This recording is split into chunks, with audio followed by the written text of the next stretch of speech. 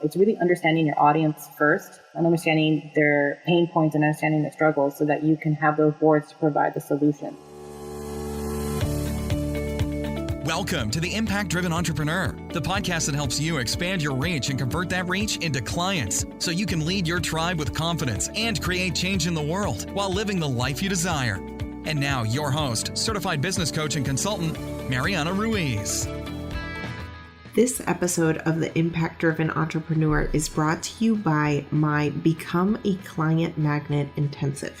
In this 90-minute intensive, you will learn how to attract ideal clients to you using your free content. So you'll learn how to actually monetize your free content, how to attract the right people and get the people to convert. In other words, to purchase from you from your free content.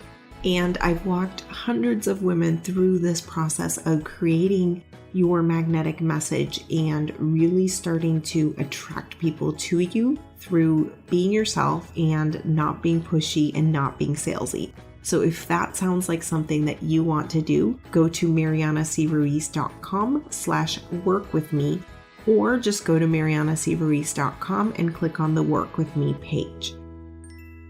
Welcome to the Impact Driven Entrepreneur. In this episode, I'm going to be interviewing Elna Kane. Elna Kane is incredible with Pinterest. She's grown her following using Pinterest. She has a blog and she's also a blogger, copywriter for other companies as well. And she shares all of her knowledge about Pinterest. It's a really, really awesome episode.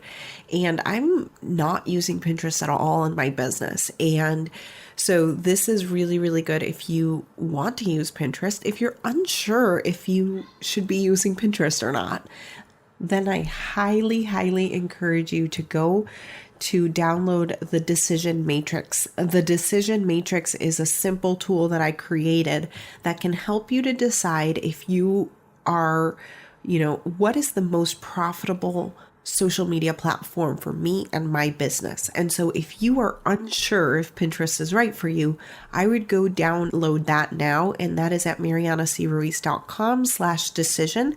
And you can get that downloaded and I walk you through step by step how to decide what platform is right for you.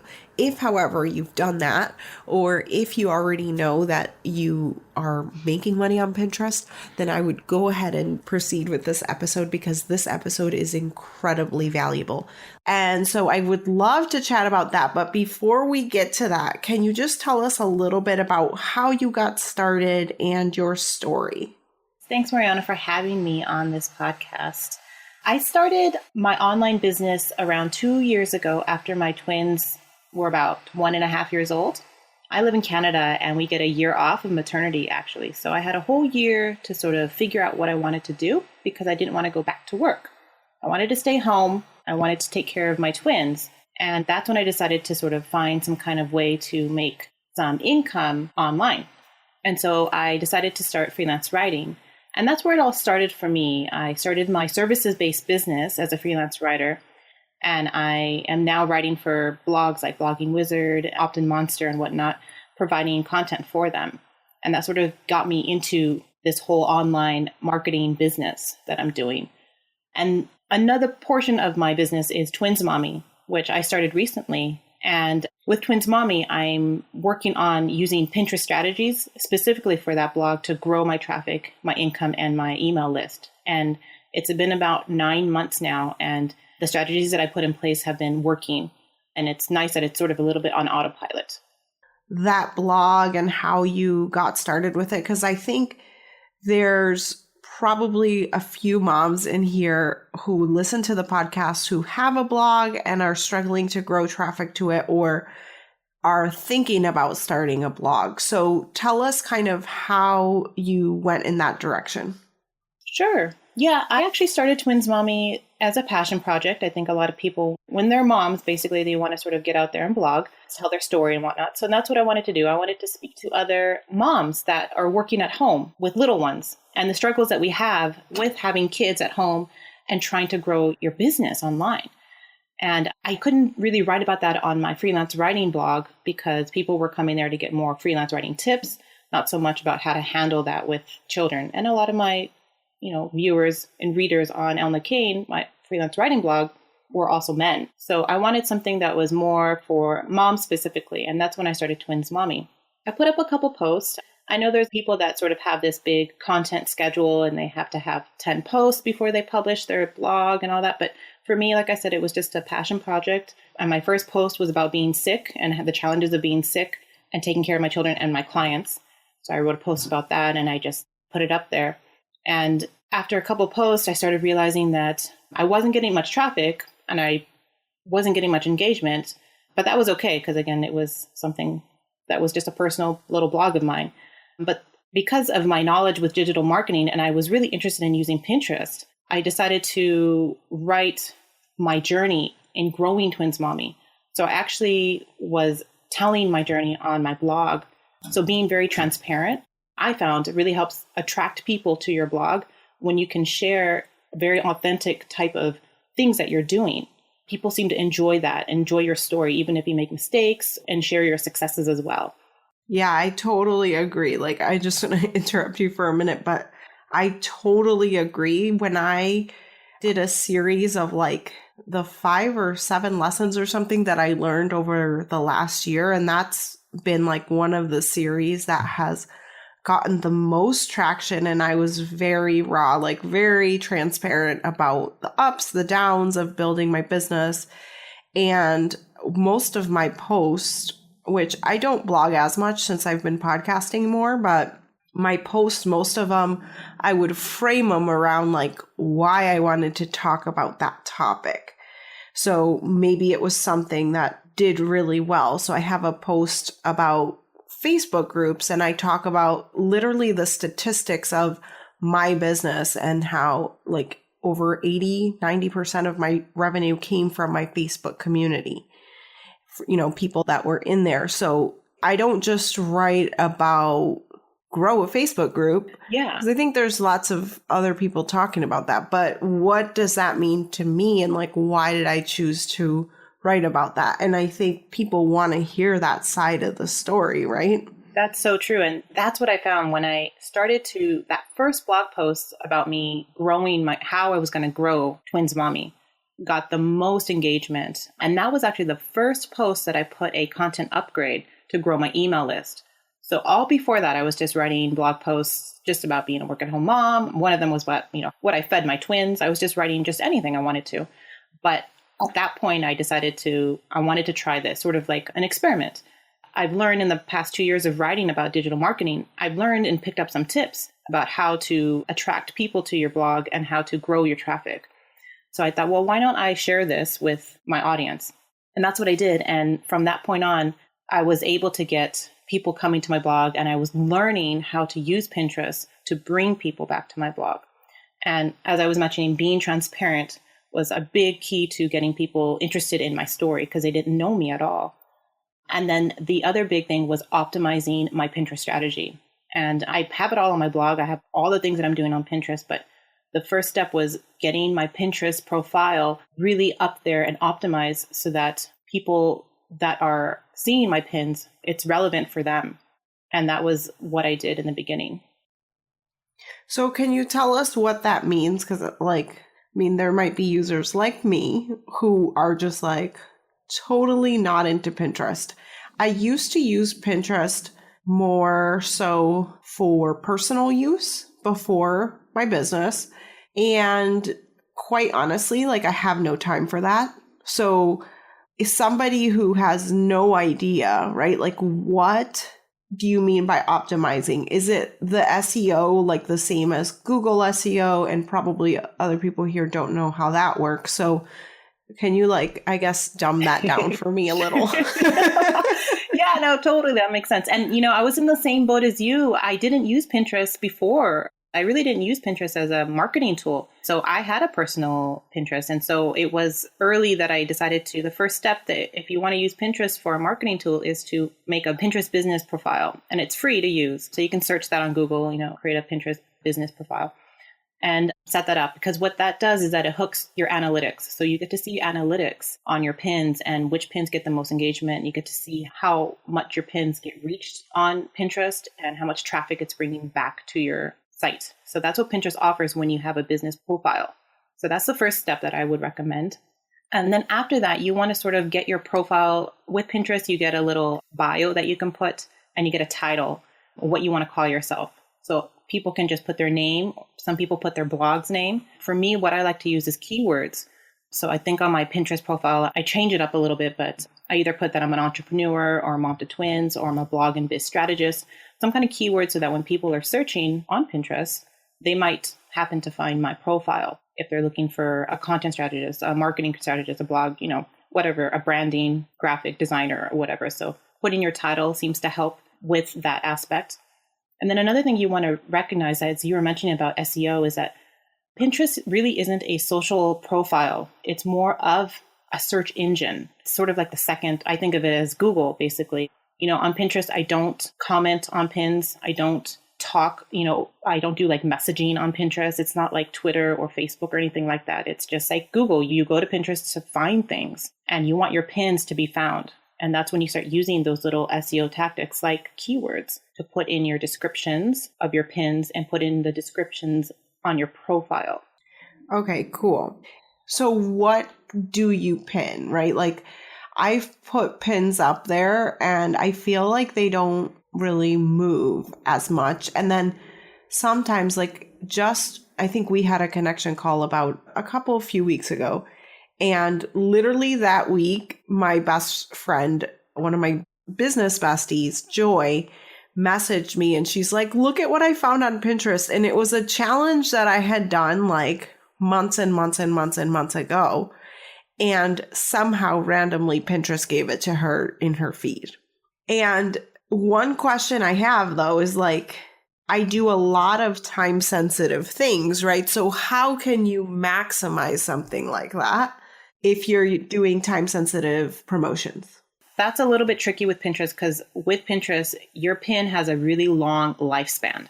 It could be months. So that's something to consider. I know I ran some giveaways and some webinars, and I don't pin them very often on Pinterest because of that fact, because 3, 4, 5 months later, people are still pinning that and it's not relevant. So I would suggest that if you do have a lot of time sensitive challenges and whatnot, not to pin those very often. Instead, you want to pin more evergreen blog posts, more evergreen content, your lead magnets. You want to pin those a lot if you want to grow your email list. Pinterest has been a big helper for me to grow my email list. Because of that, I can pin my lead magnets. I can promote all my lead magnets, all my freebies that I have on Pinterest, and that can get pinned over and over and over again, and people can see that.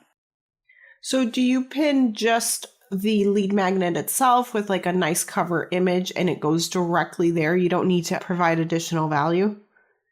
That's the thing for me. I don't use landing pages. I know I should. I always talk about landing pages and how effective they are. But I personally, on any of my blogs, I don't use landing pages. What I end up doing is I just put a page. I use WordPress. So I just put up a page. So it has my logo and my menu, and I have the lead magnet, and it's just sort of like a little advertisement. So I have, a little introduction paragraph to entice people. So for example, one of my lead magnets is 190 free resources to grow your blog. So my introductory paragraph under that is, are you struggling to grow your blog? It must be a challenge, just to entice them. And then I talk briefly about what this lead magnet is, what I'm offering. And then right below that, I have a little form, an opt-in form to subscribe. And that is what I pin. So I pin that image to that URL. And then when people go and click on my pin, they go to that page. They don't go to my blog. They just go to a page on my site. And for me, that seems to help. That works for me. I get a lot of subscribers that way as well. Okay. Interesting. Yeah. So I guess we'll have to look at that. Yeah. Landing pages work. People do pin a lot of their landing pages. And so I'm not saying that that's not effective, but I haven't done it. So I don't know what the rate is for converting and all that, but that's something to consider for you if you want to try that out. But I find that if people come to my pin, they want to read something a little bit. They want to get to know what I'm offering. And not just because maybe I'm a freelance writer and that's sort of my background with copywriting and all that. I want to persuade people and engage with them. So I use my copy that way. Yeah. Yeah. So tell us about the image that actually goes on Pinterest. Do you give a lot of copy there, or it's mostly once they get to your site? Well, yeah, your pin image is what will entice people to click through. And that's where there's a whole lot of things that you can do to spice up your pin image so that people noticed. And I've been working on that since I've started Twins Mommy, of having different ways to present my pins. In the beginning, I was using like bright images. I don't use images with people and faces because that doesn't tend to do well on Pinterest. People like to see objects and things. So I have images with like bright laptops and bright little pencils and things like that. And then I put a little white box on top of it so I can write my copy, my headline on it. And that was doing well. But recently I switched up. And what I'm finding that is working really nice is having a lot of white space in your pin. And what I mean by that is making your font or your headline the main sort of thing that people are reading. And I'm finding that that's working a lot for me and for my pins. I don't know. I could be just biased because when I scroll through Pinterest and notice my pins, I see my pins more often, but that's just maybe because they're my pins. But like, for example, a lot of people are doing that. Melissa Griffin, for example, her pins, a lot of them don't even have any images. It's just the type, the headline. That's all it is. So you can play around. You don't have to have an image. And that's what I mean by having a lot of white space. Have a little bit of things on your image and have your headline the one that's, people will see. So having a big font and not being too crazy with those nice, pretty script fonts that are like, handwriting fonts. You don't want to be too crazy on that because it's hard for people to read that. Yeah, I totally agree with you. Okay, awesome. And then you touched a little bit about how it's going on autopilot. So can you share with us kind of what that looks like, how frequently you post, and how much of it are you actually, like how much time does it take? Because moms, we don't have a ton of time. Yeah, I know. And it's so true. You have twins. I know. It was crazy morning this morning. I'm like, I have to be here at 1:00 for my podcast. Crazy morning. But anyways, as far as with Pinterest and being on autopilot, let me back up just a little bit because I haven't really talked a little bit about the strategy that I use with Pinterest. And one of the big things that you can do with Pinterest is getting on group boards. And that's where scheduling tools help when you have a lot of group boards and you have a lot of places to pin. Because before, when I only had a couple of boards on my Pinterest board, I can pin on my own. I can pin, in a day 20 times here and there, and that's fine. But if you really want to maximize and reach more people, the first thing is that you need to join a lot of group boards. And then the second thing, you need to pin a lot, especially if you're trying to grow your blog. And it's all related to how many boards you have. If you only have, let's say, a total of 50 boards, so let's say 20 of them are yours and the others are group boards, you can set your pinning schedule. If you use a pinning tool like Tailwind or Board Booster, those are schedule tools, then you can schedule those for 50 times a day. So every day for 50 times in that day, your pins will go out to all your boards. The more boards you have, the more you can pin. Right now, I'm pinning 100 times a day because I have enough boards to pin to all those boards and not, span them or not like pin them. Like, how some boards, if you go to, you notice that one pinner has like the 3 pins all over, like the same pins over and over again. That doesn't happen with me because I only pin 100 times a day because I only have 100 boards to pin to, kind of thing. So that's something that you have to think about when you start using a scheduling tool like Tailwind. I don't know if you know, I know we were talking before, Mariana, that you weren't too familiar with Board Booster or Tailwind. No, I barely used Pinterest. That has not been really part of my strategy at all. So yeah. I was using it in the beginning and then I was kind of frustrated at it. And every few months, what I do is I just evaluate like what's working, what's not working, and what can I just like completely get rid of because it's pointless and futile. And that was Pinterest for me pretty much all of last year after trying it for a while. And for a while, I mean, I do this every 90 days. I do an evaluation of what's working. So I already can identify one problem I did. And that was I was not pinning in groups. I was only pinning to my own boards. So one question I have is 100 pins a day kind of sounds like a lot. I know you said only 100, but are you repurposing content?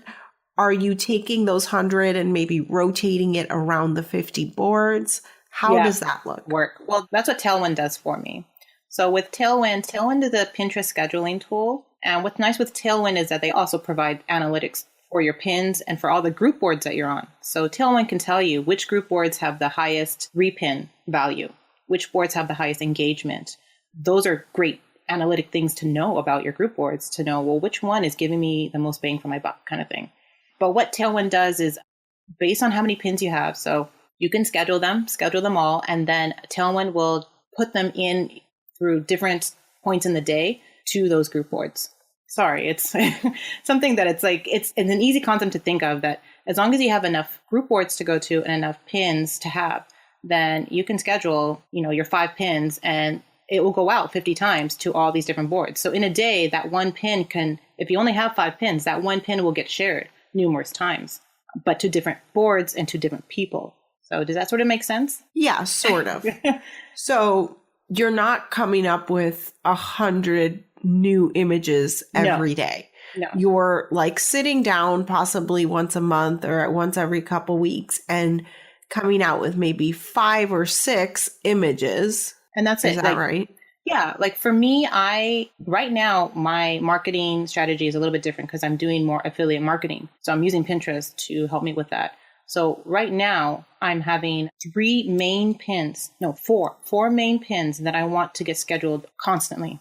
And I want it to be pinned a lot of times and scheduled so that I can go through all my group boards, because I actually have more than 100 boards. So I have a lot that I need to reach all those boards. So you can do that. You can pin your 4 top, let's say you have 2 affiliate pins and 2 lead magnets, and you want to grow your list and grow your income. Well, then you pin those more often. And those is what you schedule on Tailwind, those 4 pins to go out to those group boards. And you can schedule that for the next 30 days if you want. Okay. So another question that comes up for me is, does it look spammy if you're posting the same 5 things? Yes and no. It depends. It depends if you have, I keep saying, if you have enough group boards, then it shouldn't be, you need group boards to have a lot of contributors, and you need group boards with a lot of followers. You can go dive deeper and deeper into all of this Pinterest strategy stuff, but it won't look spammy if I have group boards that have like 500 contributors, and the feed on that board, it goes fast. People are pinning. Every 20 minutes, you're scrolling before you find your own pin. So when you have a lot of contributors, you can pin a lot on that board because it'll just get shuffled down and down and down within minutes. So it's kind of like how Twitter is. Like, I'm just trying to grasp it in my mind, like to something else. So it's not like in Facebook where things move a little slower. Yeah. But it might be in a active group board. It might be more like Twitter where you can post the same thing several times and nobody will even notice. Exactly. But I mean, as long as it has a lot of followers, usually group boards that have a high amount of contributors also have a high amount of followers. For me, I like to look at if there's at least 1,000 followers that are following that one board, well, then you're going to be reached. Those pins are going to reach those 1,000 followers, hopefully, if they're searching for whatever my pin is about. And another thing to consider is that if you have a group board that, let's say, only has 10 contributors, well, then no, you can't pin often on that because that's a slower moving board. And so it does look spammy if you start. So what I do, if I belong to boards that have, let's say, 10 to 20 contributors, then I don't put them in Tailwind, because Tailwind is like, it's on steroids. It's going to just pin whatever. It's just going to pin on all my boards. It doesn't know, right? So I have to manage that. I have to find those boards and I don't put them on, and that's fine. I'm okay with that. Okay, got it. And how do you find group boards? Yeah, it's not a sneaky way, but it's my easy way that I do it is I check out other Pinterest profiles. So since I'm a blogger and a freelance writer, I might go to, let's say, Kristen of Believe in a Budget. I might go to her profile and look at what group board she's in, and I'll click on her group boards or the group boards that she belongs to, and I'll read the caption to see if, first of all, they're accepting contributors, and then how they're going to accept contributors. And I'll just go through that. I'll spend maybe 20 minutes going through different group boards and in trying to invite myself. So some group boards want you to email them, and others want you to message them on Pinterest. And still others want you to fill out a form. So I just go through that way. Another way you can find groups is going to pingroupie.com.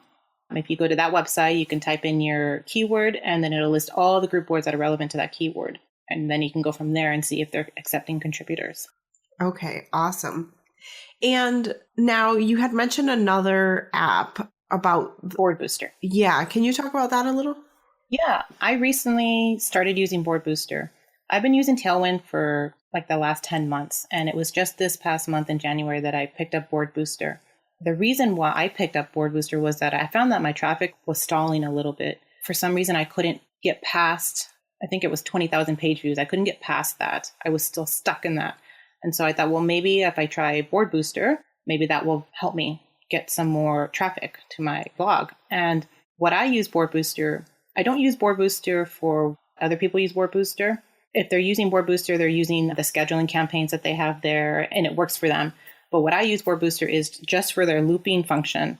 And what looping does, that Tailwind does not offer looping. So that's why I picked Board Booster. The looping function, what that does is that it takes older pins from your board and refreshes them and pins them to the same board so that it's in the feed like right today. So if you pin something 3 months ago, Board Booster will find that old pin it again to the same board. So then it's in that feed for today. And I found that within a day, I was getting 1,000 more page views. Like I was shocked by how fast I was getting more traffic to my blog just by using that looping function. And I was impressed by that. But I also knew that it was working for me because I was neglecting my own followers and my own boards. If you remember, I'm using Tailwind just for my group boards. So I'm sharing all my pins to group boards, but I was not sharing pins to my own boards. And so as soon as I was using Board Booster to loop my pins on my own boards, I got a lot of engagement and a lot of traffic that way. Okay, wow.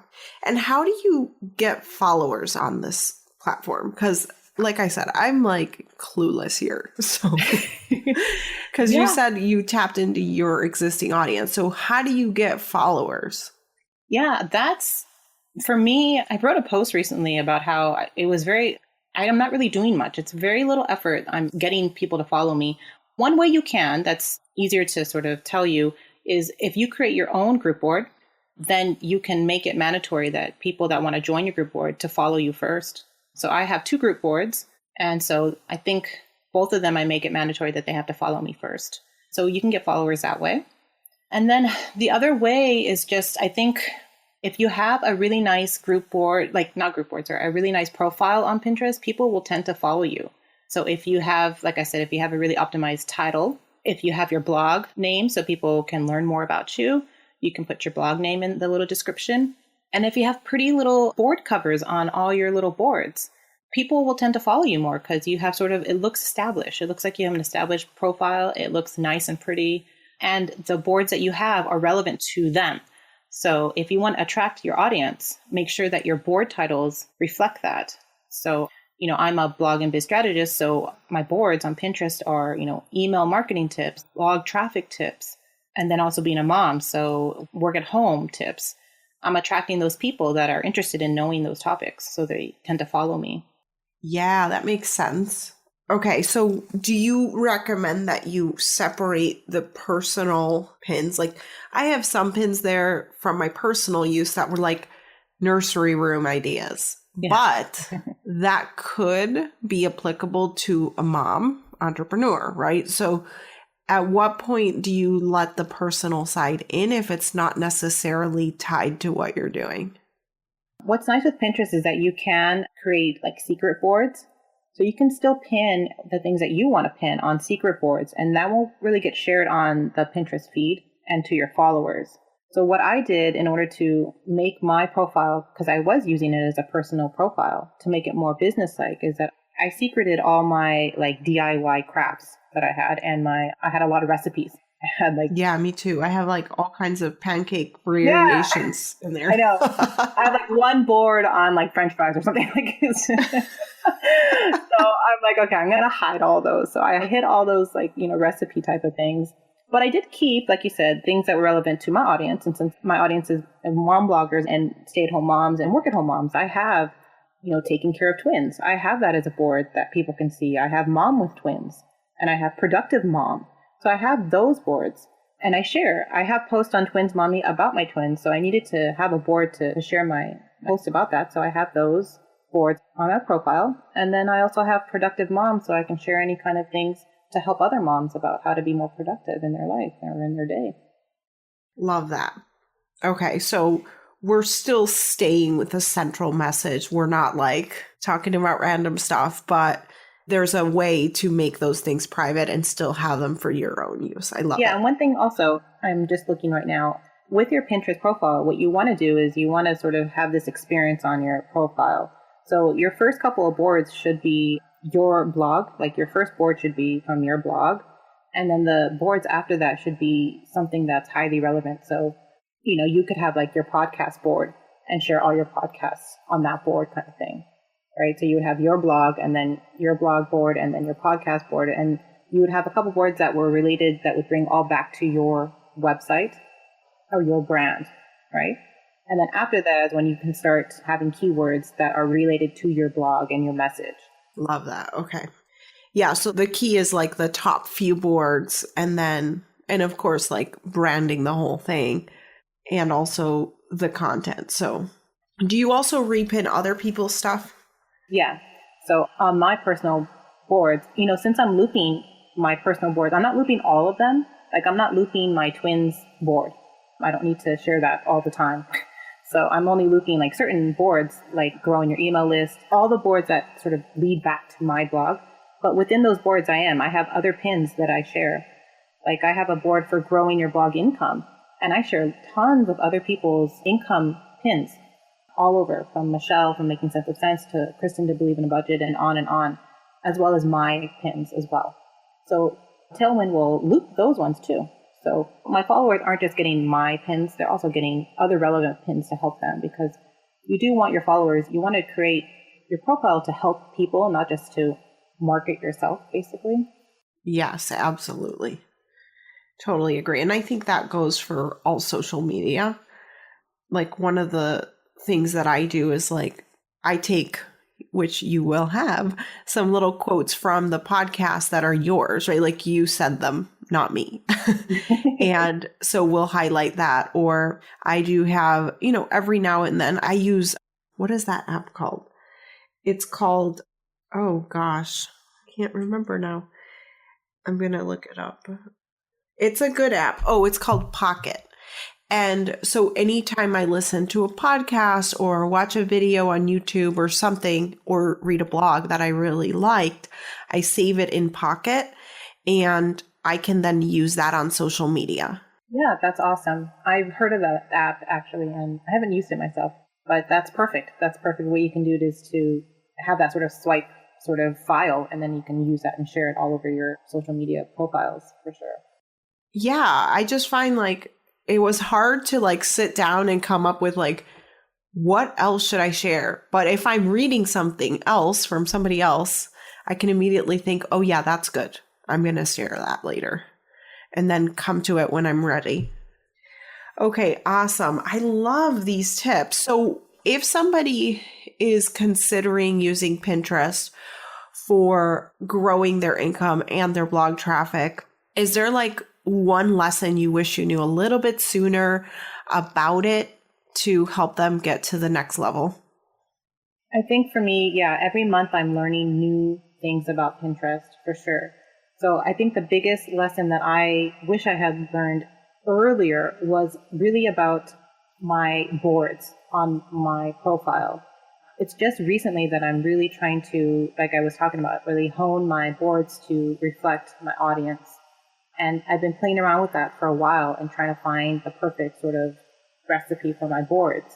But if you can get that early on, then you're going to probably get more followers quickly because all the boards will become relevant. So it's really understanding your audience first and understanding their pain points and understanding their struggles so that you can have those boards to provide the solutions. Getting that really like up and running first, and then optimizing your profile and then getting your pinning strategy, all that can come after. You need to really have a solid framework on your Pinterest profile, I think. Love that. I think that's like one of the things I always talk about is like, these are the foundations, right? Like you can't do Pinterest, you can't do Twitter, you can't do Facebook if you don't know who you're talking to, right? Like that's number one.